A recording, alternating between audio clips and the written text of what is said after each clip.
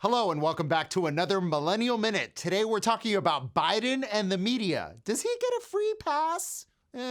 You've probably heard from our guests already. Erin Elmore, she's a friend of Bold and Turning Point USA contributor. And joining her is Nicole Brener Schmitz. She is a Democratic strategist. So we're going to start with you, Erin. I'm sure you heard recently that the Biden administration wanted the press corps to submit their questions prior to the questioning.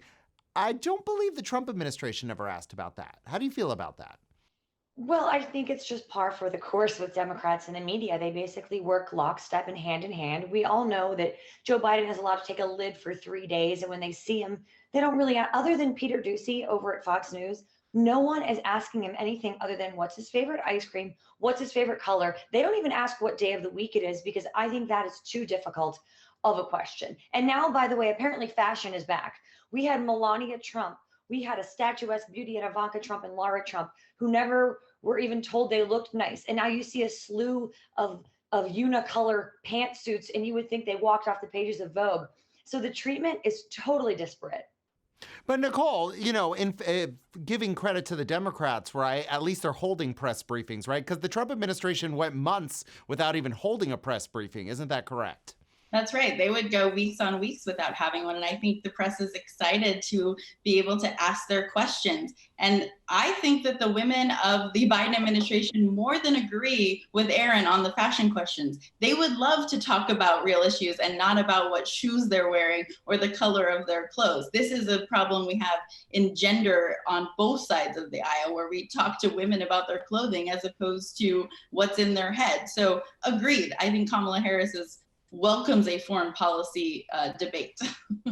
So I think we've all seen the memes now with Miss Psaki, who of course is the press secretary, right, Erin, going, I'm going to have to circle back and get back to you. I'm going to have to circle back and get back to you. And there's a meme going around about when your wife, has random charges from Home Goods, Home Depot, and Amazon. And I'm going to have to circle back and talk about those random charges on my credit card. Do you feel like that would be okay during the Trump era if they had said that? Because I feel like while what Nicole said is correct, right? They didn't hold press briefings for a long time. When they did, I didn't hear a lot of, I'm going to have to circle back about everything. Whether it was Sarah Huckabee Sanders, Hogan Gidley, Casey McEnany, they were absolute pros and so good at their job. And as someone who has a cum laude degree in journalism, I think Jen Psaki should be embarrassed for herself. Her one job is to be able to answer questions and predict what the media is going to ask. She's terrible at her job. There is no nicer way to say it. She is ill prepared, ill informed, ill mannered, and just not good at what she does. However, the Democrats and the Republicans just don't get treated equally. I think Haley McEnany was an absolute pro. She came with a binder and knew where her items were in that binder. You see Jen Psaki, it looks like she's flipping through a 1987 phone book. It's shameful, it's embarrassing, and it's downright unprofessional.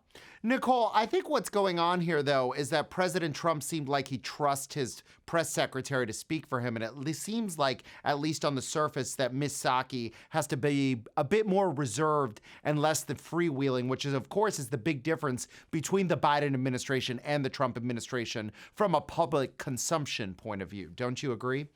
I think what the press secretary is doing is making sure she's giving the most accurate information possible to the press corps and the American public.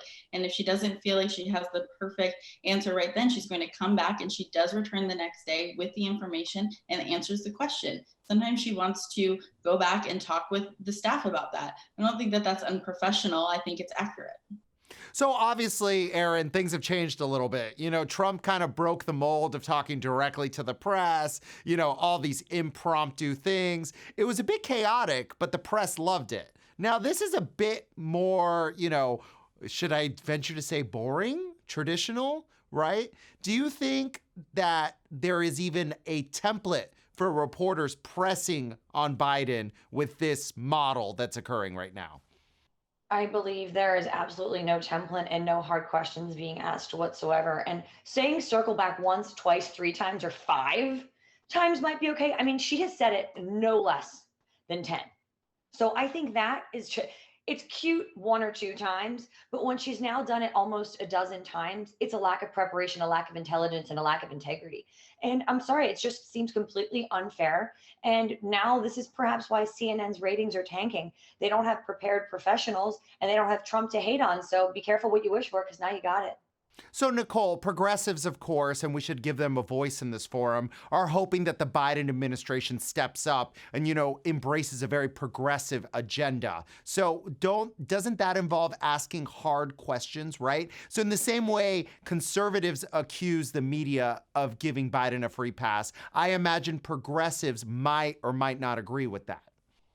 The progressives have been very critical already of the Biden administration with several of his policies. And there's been a lot of critique over the Biden administration focusing so much on executive orders right now versus different legislation in Congress. I think it's unfair to say that the administration hasn't faced critiques from the progressive community in the Democratic Party, but they are answering those every day. They are in front of a camera every day to let the press ask their questions and be transparent. And it's better to have someone say, I'm going to circle back, than to say something false.